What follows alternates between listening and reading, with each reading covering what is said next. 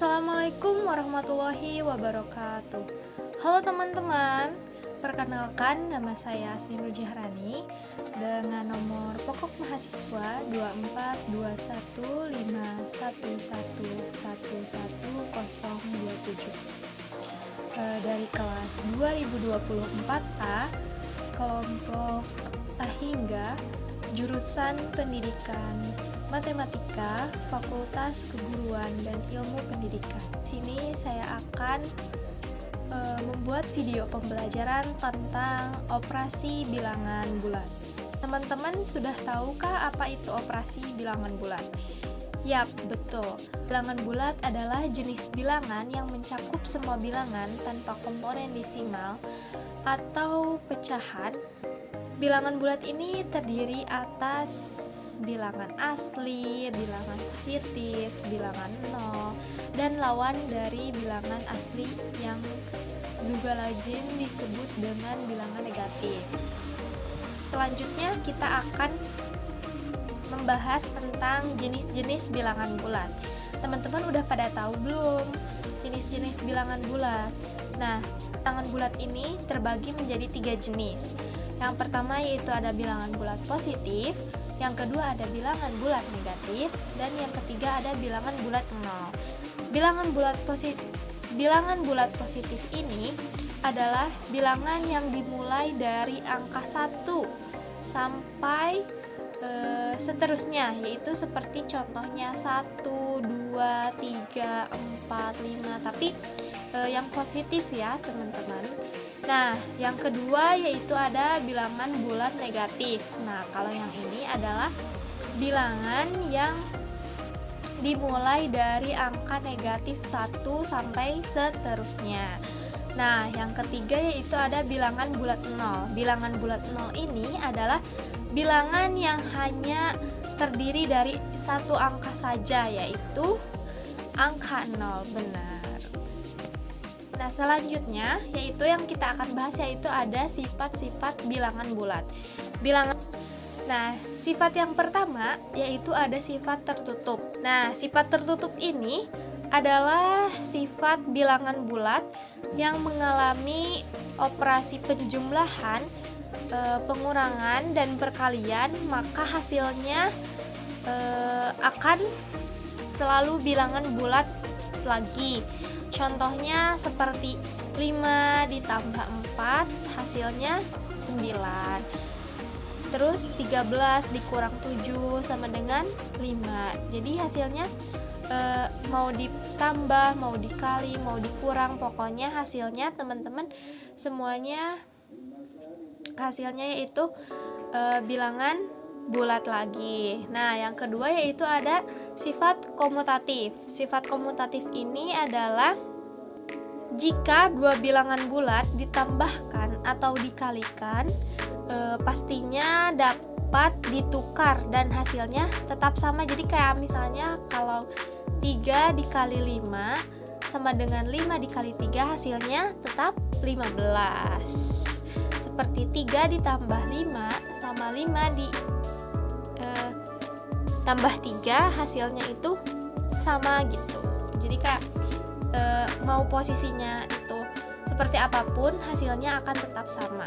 Nah, yang selanjutnya yaitu ada sifat asosiatif. Asosiatif ini adalah dimana ketika bilangan bulat ditambahkan atau dikalikan hasilnya akan tetap sama terlepas dari bagaimana mereka dikelompokkan. Contohnya yaitu seperti 3 dikali 5 dikali 4 sama dengan 3 dikali 5 dalam kurung 5 dikali 4 gitu. Jadi kayak tetap sama aja gitu hasilnya.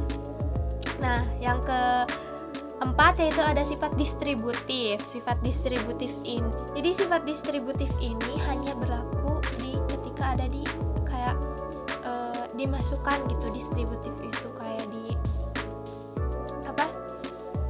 misalnya 2 kali 50 dikurang 24 sama dengan 2 kali 50 dikurang 2 kali. Nah, gitu kayak maksudnya distributif itu kayak kan 2 dikali dalam kurung 50 dikurangi dikurang 24. Nah, sama dengan 2 dikali 50, terus 2 dikali 24 gitu.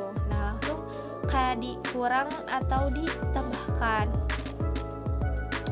Sifat distributif ini hanya diterapkan pada operasi bilangan perkalian terhadap penjumlahan dan juga pengurangan.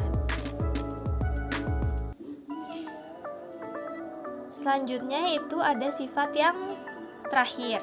Sifat yang terakhir ini yaitu sifat identitas yang menyatakan bahwa bilangan apapun dikalikan dengan 1 maka hasilnya akan tetap bilangan bulat itu sendiri.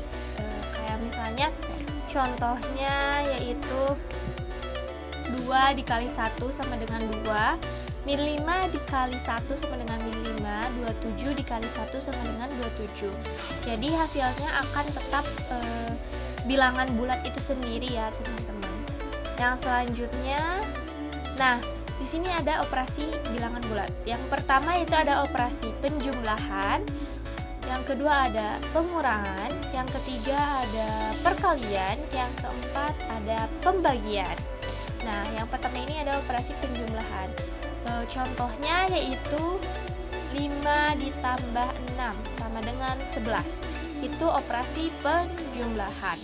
Yang selanjutnya yaitu ada operasi pengurangan. Pengurangan ini 12 dikurang 5 sama dengan 7. Nah, yang ketiga yaitu ada operasi perkalian. Kalau perkalian itu misalnya 4 dikali 2, 4-nya ada 2, jadi kayak 4 misalnya 4 kali 2, 4-nya ada 2 tapi ditambahkan, jadi hasilnya 8. Kalau misalnya 4 dikali 4, 4-nya ada 4 ditambahkan, hasilnya 16. Yang keempat yaitu ada operasi pembagian. Operasi pembagian itu contohnya seperti punya 6 kelereng contohnya.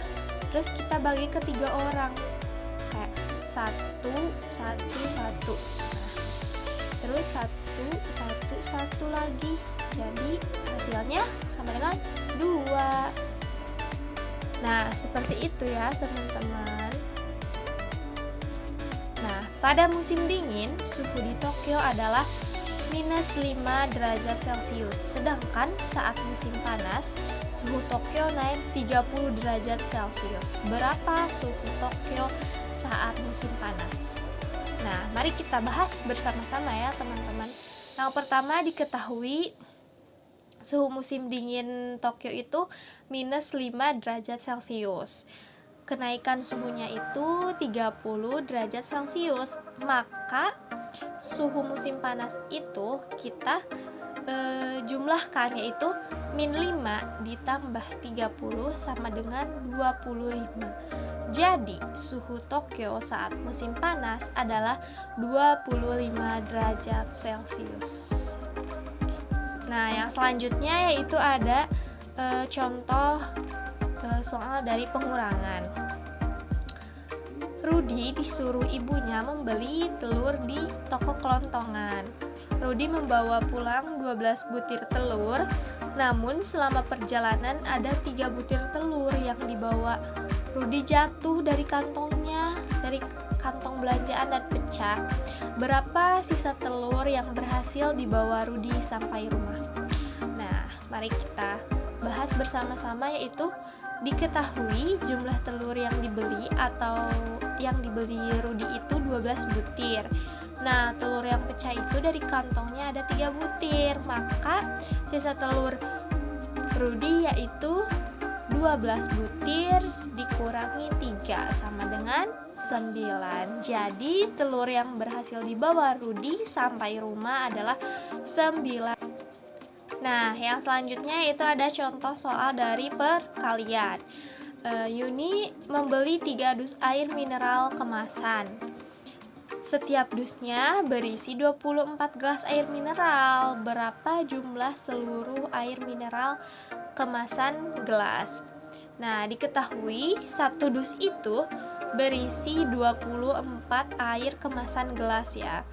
Nah, ini 3 dus Yunita itu membeli 3 dus ya.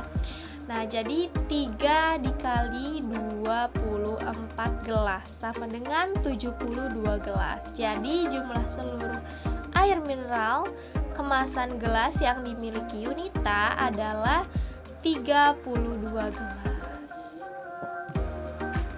Contoh soal yang selanjutnya yaitu ada pembagian. Pak Chandra memiliki 54 lembar kertas lipat. Semua kertas dibagikan kepada 3 anaknya dengan sama banyaknya. Berapa kertas lipat yang diterima setiap anaknya? Nah, diketahui itu banyak kertasnya 54 lembar ya. Nah, jumlah anaknya itu ada 3. Maka kertas yang diterima setiap anak yaitu ada 54 lembar dibagi 3 sama dengan 18. Jadi setiap anak mendapatkan 18 lembar kertas lipat.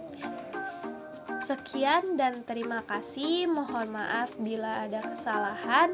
Wabillahi taufik wal hidayah. Wassalamualaikum warahmatullahi wabarakatuh.